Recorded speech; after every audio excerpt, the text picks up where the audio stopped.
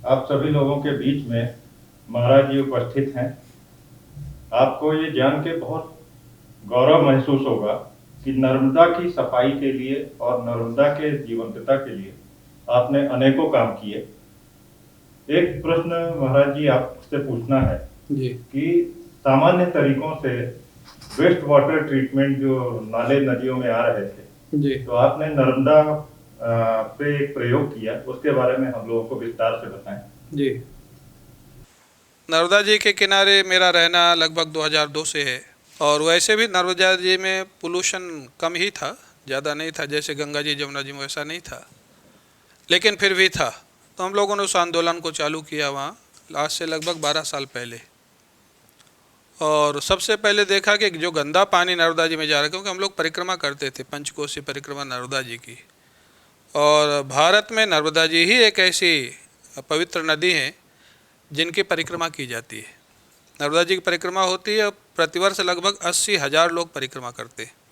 उसमें 60,000 लगभग पैदल होते हैं, 20-25 गाड़ियों से जो करते हैं।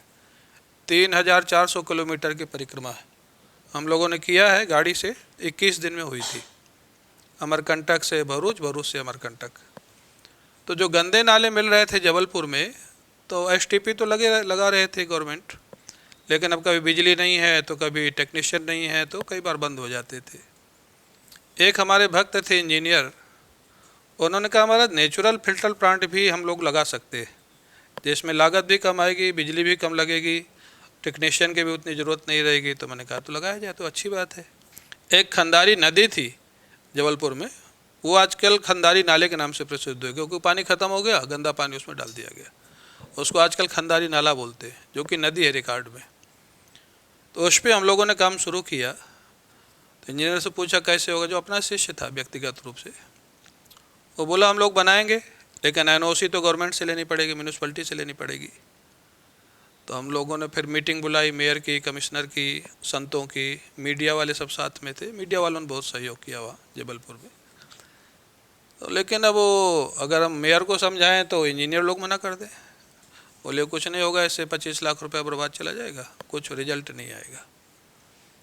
एसटीपी की योजना थी वहाँ, जो कि 12 करोड़ की लागत थी उसी नाले में वहीं पे।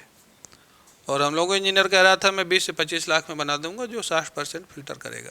और एसटीपी फिल्टर करता है 75 to 80%।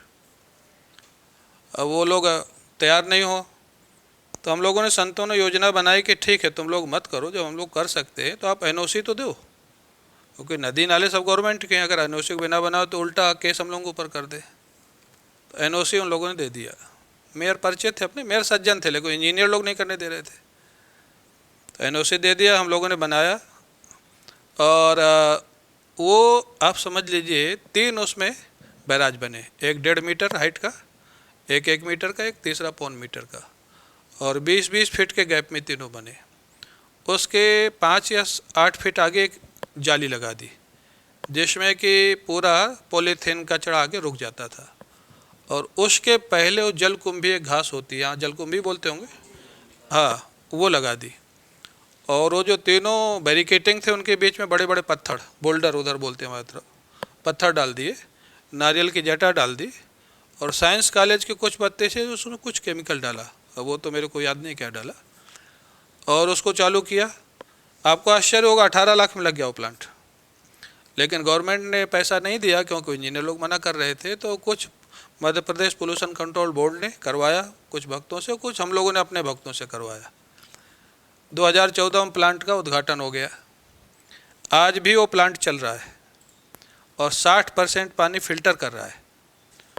और पोल्यूशन कंट्रोल बोर्ड के लैब की रिपोर्ट है, वो कोई हम लोगों की अपनी रिपोर्ट नहीं है। और बाकी जो पानी फिल्टर होता है एसटीपी में, वो 75 to 80% होता है। तो अब उन लोगों को शर्मिंदा होना पड़ा बाद में, म्यूनिसपैलिटी वाले लोगों को। अब जो मेंटेनेंस का काम है, को हर बरसात के बाद तो थोड़ा टूट जाता है, डैमेज हो जाता है, तो 3-4 लाख रुपया उसके रिनोवेशन में लगते हैं, वो लोग वो करवा देते। इस साल खाली नहीं हो पाया, कोरोना के चक्कर में सब बिजी थे, अधिकारी और म्यूनिसपैलिटी वाले भी परेशान थे।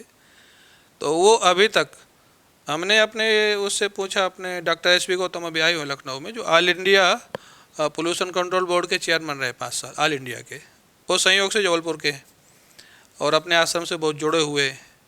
तो मैंने कहा भाई आपका BOD COD जो भी होता है आप तो लैब से देख लेते, हमको कैसे पता लगा कि पानी शुद्ध हुआ है। तो डॉक्टर गौतम अभी हमारे साथ आए हुए, लखनऊ रुके हुए हैं कहीं, तो उन्होंने कहा कि स्वामी जी आप बैरिकेटिंग के बाद वाला जो पानी जो फिल्टर होके जा रहा है उसमें अगर मछली होने लग जाए तो आप समझ लीजिए कि पानी शुद्ध हो गया।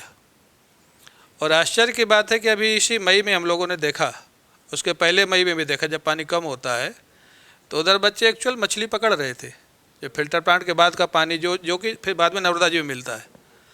तो हम गए उधर, उसके फ़ोटो भी है हमारे पास। तो हमने कहा क्या कर रहे हो तुम लोग? तो बोले मछली पकड़ने बाबा जी। मैंने कहा मछली है या? दिखाया निकाल के। तो मैंने कहा नर्मदा जी ने काम सफल कर दिया। तो वो एक ऐसा प्लांट लगा है जिसको हमारे CM शिवराज सिंह जी ने भी अपने वन मंत्री को भेजा कि जाके देख के आओ। वो खाली कंजस्टेड जगह में तो नहीं लग सकता जैसे शहर के अंदर केला, उसके लिए थोड़ा जगह चाहिए। तो ये थोड़ा शहर से बाहर निकल के खेत जहाँ आया नाला में, वहाँ पे हम लोगों ने लगवाया था। 2-3 वैसे और लगे हैं, बाकी क्यों नहीं लग पा रहे हैं, क्योंकि अब आप समझ गए जो 12 करोड़ का अगर 18 लाख में लग जाएगा तो वो प्रॉब्लम आ रही है। लेकिन उसको आगे बढ़ाना चाहिए और हम बहुत करके योगी जी को, और जी न्यूज़ ने उसका 17 मिनट का कवरेज किया है। 17 मिनट का टोटल कवरेज है जी न्यूज़ ने, हमारी मीडिया के बैठे हुए हैं अपने अनुराग जी, इन्होंने करवाया था।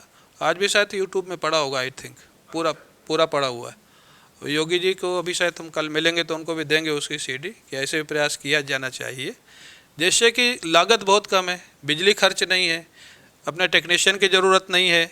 तो इसको प्रयास को बढ़ावा देना चाहिए जैसे हमारी नदियाँ शुद्ध हों, पवित्र हों। और खुशी की बात है कि नर्मदा जी का पानी आज की डेट में जबलपुर में ऐसा है कि बरसात के 4 महीने को छोड़ करके मैं नर्मदा जी से ही पानी मंगाता हूँ केन से, और फिल्टर में डाल के डायरेक्ट वही पानी पीता हूँ। इतना सुंदर पानी हो गया, माने पीने लायक पेयजल है बिल्कुल। तो ये उसका रिजल्ट है हमारी 10-12 महीने की मेहनत का। और बाकी गुजरात वगैरह परिक्रमा वासियों के लिए जैसे जेट्टी बनाना, हमारी महामहिम जो इस समय यहाँ की गवर्नर हैं, ये उस समय CM थी आनंदीबेन पटेल, तो उनसे हमने रिक्वेस्ट किया भरूच के लिए कि वहाँ परिक्रमा वासियों के लिए कोई स्थान नहीं है रुकने के लिए, रात में ऐसे सोना पड़ता है बाहर, समुद्र जहाँ पार करते। तो उन्होंने जेट्टी के लिए उस समय 8 करोड़ सेंक्शन किया बजट में, और अभी जेट्टी बन के तैयार हो गई। रूपानी जी ने उसका उद्घाटन कर दिया परिक्रमा वासियों के लिए, धर्मशाला बनना शुरू हो गया। तो उनकी नर्मदा जी की कृपा से हम नर्मदा जी की सेवा में लगे रहते हैं और आगे भी लगे रहेंगे। और लगता है कि नर्मदा जी शुद्ध रहेंगी, क्योंकि हम शास्त्र और प्रैक्टिकली दोनों पे बिलीव करते हैं। शास्त्र में लिखा है कि गंगा जमुना के अस्तित्व पे खतरा हो सकता है, लेकिन नर्मदा जी अंत तक रहेंगी जब तक ये सृष्टि है और वो शुद्ध हो रही हैं। जय श्री राम, जय मां नर्मदे।